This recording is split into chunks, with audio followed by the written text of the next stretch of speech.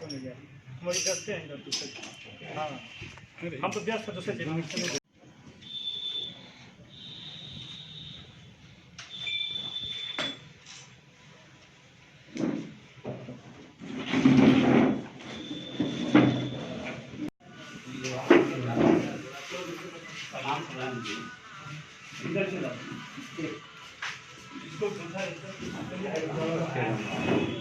आज सुबह ही गुप्त सूचना के आलोक में भंगरा थाना अध्यक्ष द्वारा ये महत्वपूर्ण उपलब्धि हासिल की गई है, जिसमें एक मिनी हथियार निर्माण फैक्ट्री का उद्भेदन हुआ है। भंगरा थाना क्षेत्र के गद्दूपुर गांव में आज सुबह छापेमारी की गई, जिसमें एक निर्मित पूर्ण निर्मित पिस्टल और 3 अन्य अर्धनिर्मित पिस्टल, इसके साथ साथ कई सारे मैगजीन और बनाने वाले सामान बरामद हुए हैं। साथ में इसके निर्माणकर्ता अपराधी जो है उसकी गिरफ्तारी हुई है।